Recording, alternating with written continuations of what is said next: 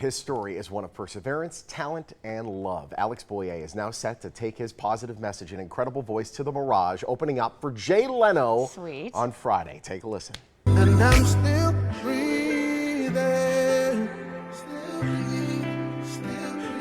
I'm still breathing. Yeah. Right, powerful words in a Game of Thrones style music video, which we're gonna talk about in just a little bit here.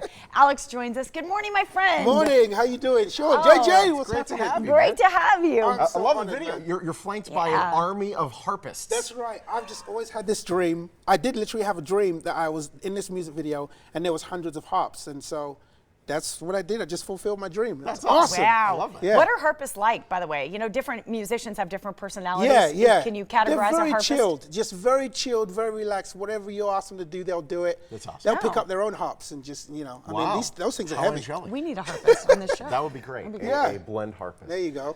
So you are opening up for Jay Leno. Yes. I'm pinching myself. This is cool. Yeah, seriously. And you would think, oh, maybe it's just going to be a comedian. Yeah. How did this come about? Well, I'm sure. Well, there's like a selection process that he has. People submit people to him, and you know, he forego all the comedians, and he said, I'm going to get this black dude with weird feathers on his shoulders, Yes. and weird white marks on his face. I think I'm going to have him open for me. Yes. So I'm like, hallelujah, you're the man, Jay. Jay, you are the man. Thank you, man. I'll pay you later. Well, Wow. you don't need money, do you? Yeah, no. I'll give you a fast car or something. Oh my gosh. The small decor one, the little ones. You know. I passed him one time on LA on the 10 freeway in one of his convertibles, driving to work. And he is a big car collector. Well, it's so fascinating. You know, your style is so unique. And let's talk about your music. Yes. So my music really, it was influenced by my mom. I've done all styles of music. I've done like rap, hip hop, Baroque music, polka, like everything, you name it. You did polka? I won't go into it, but I tried it. But the thing is, my mom always used to say to me, Tunde, because my African name is Tunde. My full name is Alexander Babatunde Abayomi Ekumboyejo, but you can call me Al. Wow, But, that's right off so the tongue. fun. so she used to say, Tunde, you need to put some more African influence, Nigerian influence in your music. I'm like, Mom, nobody wants to listen to African music. I live in Utah. You know what I mean? And every time, and then 2 dudes from Utah called me, asked me if I'd do a song in Swahili. I'm like, oh, sure. I'm like, what do I know about Swahili? I'm freaking from England. And so I went to the library, got these Rosetta Stone tapes, tried to learn Swahili, failed miserably. I called my mom, I said, Mommy, please help a brother out. So she started helping me with Yoruba accent, Yoruba language. Nice. And so I started putting that in the song, even though the guys that asked me, they didn't know the difference between Swahili and Yoruba. So, and then it just took off and it went nuts. I called my mom and said, Mommy, they love me, they love my music. She said, you stupid boy, I told you 20 years listen to your put mom. your influence in your music. So since then, it's changed my whole career. Isn't that a beautiful thing? Yeah, listen And to your mother, right? I guess that's the can you moral say of the something story. for us in the language? It's so bouncy, it sounds like. Yeah. I've been conscious, she lafiani. Me too. Ebamide.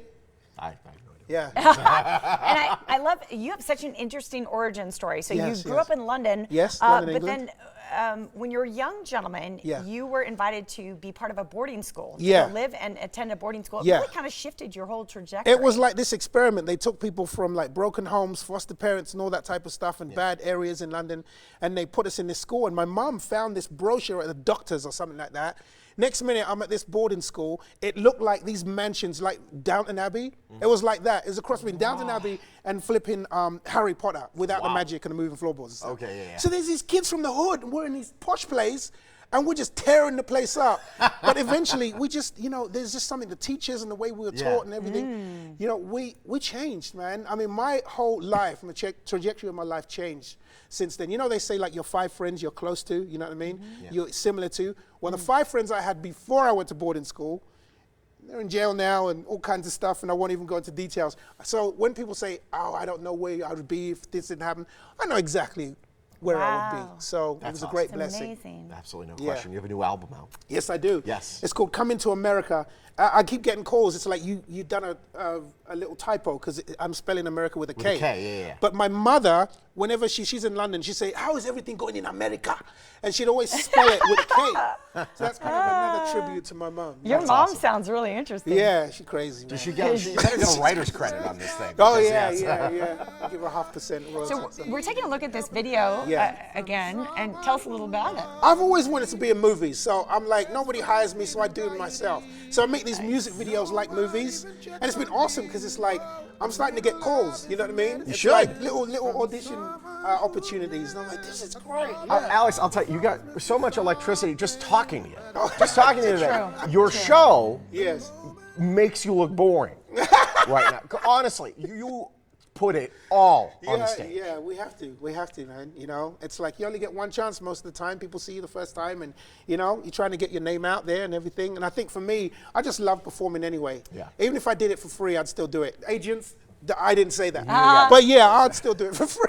And we're so happy you're performing this week here because you have a 2-week-old baby at home, don't you? 2-week-old baby, yeah. I took the whole of the month off. This was crazy. So I got a booking to open up for Celine Dion and Josh Groban at Hyde Park in London, where I used to walk around when I was homeless, and we had the baby on the same day, so I couldn't do it. Oh. So then they said, oh, we've got something else for you. It's like, you got to give me a gig in Vegas. So this is my first gig since we've had the baby. And, congratulations. Great to have you, my friend. Yes. Thank you so much, guys. He's going to be opening up for Jay Leno. The Mirage Aces of Comedy Series this Friday. You got to look out for Alex's new album as well. It's coming to America.